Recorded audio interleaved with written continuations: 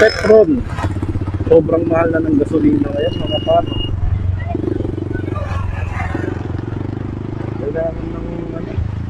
Kailangan ng magtipid. Bawal na yung mga bawal na yung mga racing. Yung mga mabibilis. Yung mga galit sa throttle. Yung mga galit sa throttle, bawal na yan. Kumbaga, kung marami kang pera, syempre, marami kang pang-gas, hindi issue sa'yo yung taas ng gasolina. Mag-racing ka. Pero hindi rin, dapat magtipid talaga ngayon. Magtipid ng gasolina kasi huwag naman sanang dumating sa panahon na talagang mahihirapan na tayong magpagas.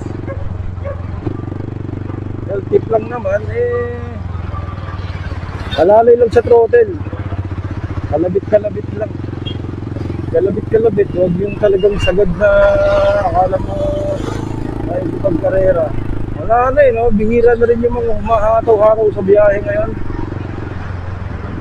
Talagang chill ride na rin talaga. Kahit yung mga naririnig ko ng mga humahataw-hataw, wala na sila. Ako, nagbawas ako ng throttle. Dati mabomba ako kasi nga yung tambucho ko, sarap sa tenga yung set na pipe, yung high mount. Sabi ako, mabomba talaga ako. Pero nung simulang nagtaas yung gasolina, pumalo ng 60 na, wala na. 60 hanggang ngayon, magkaroon na 100 plus na ngayon.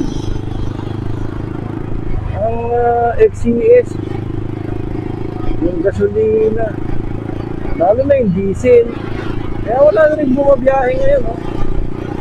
Nahihirapan yung mga nag-commute. Sobrang nahihirapan sila sa pagsakay kasi kakunti na lang yung mga bumabiyaheng jeep. Halos wala silang natitake home na pera para sa pamilya, kaya wala na. Tigil na sila. Kakunti na lang yung mga yan. Diba? Yung mga ayuda naman silang nakukuha sa gobyerno So, kahit pa paano makakatawid sila. Pero tayo mga nasa private employee, wala tayong aasahan kundi ang ating sarili. Kaya kailangan magtipid sa gas. Paano nga ba makatipid? Diba? At technique sa mga nagko-commute, diba? Yung mga, lalo na yung mga babaeng nagko-commute, kawawa naman sila. So yun, para makatipid, konting gas-gas lang, pwede na yan. Under naman tayo kahit mabagal Yan, lalo na sa mga scooter. Yan, yung mga FI. Sobrang ma-appreciate ngayon talaga yung mga fuel injection Tsaka yung mga e-bike na yan. Talagang sobrang appreciate yung mga yan.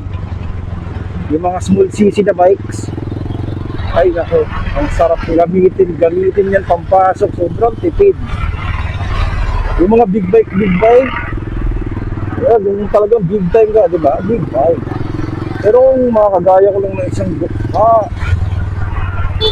maralit ang Pilipino, talagang small bike lang, pwede na. Kung kaya ko nga lang mag-bike magbabike ako Soon, magbabike ako na. Layo lang talaga Ito, si PG1, sobrang tipid dito sa gas Wow, galang rarat-rat. Talagang ubos ang gasolina mo kahit FI pa yan. Diba? E kung carb naman, may tipid rin naman na carb. Lahat naman yan. Nasa sa yan kung paano makatipid sa motor. Piga-piga lang ng konti, umandar ka lang, tumakbo ka lang ng 40 to 60 km per hour. Tipid na yan.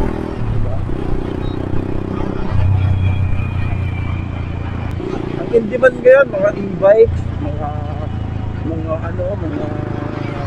electric car, yan.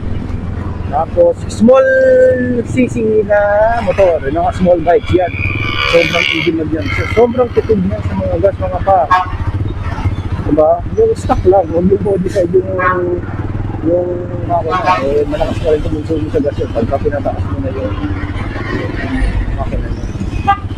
So yun lang, piga-piga lang ng konti para makatipid sa gas. Small cc lang, e-bike, electric car. Yan, sila yung mga bike, yan, bisikleta.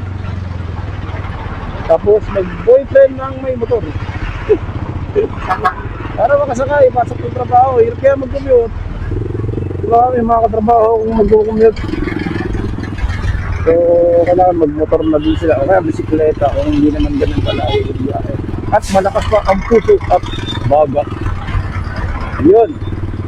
Kakaroon pa sila ng healthy living pag nagbabay. Ako may motor eh, pero maliit lang. Puro tricycle naghahari ngayon sa kalsada. Yung mga pagpasahero. Sila.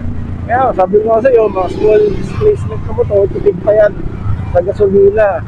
Si Honda Beat, si Click, Smash, Sight, Yamaha Sight, yan sila yung mga matitipid eh. Yan, si NMAX, ADB, sa mga small CC. Dahil nito ni PG1, ang pogi-pogi na, ang tipid-tipid pa. Basta marunong ko lang gumamit. Kahit anong motor, matipid yan. Huwag lang yung mga big bike ha. Nagbubulubog ng gasolina yung mga yan. Tapos kung papasok mo lang sa trabaho, di ba? Parang kumuha ka lang ng bato na ipinapok sa ulo ko. Kung hindi ka naman gano'n talaga kahalalimang yung balon. Di ba? So yun lang mapapayo ko bilang isang motorista. Na chill ride lang palagi.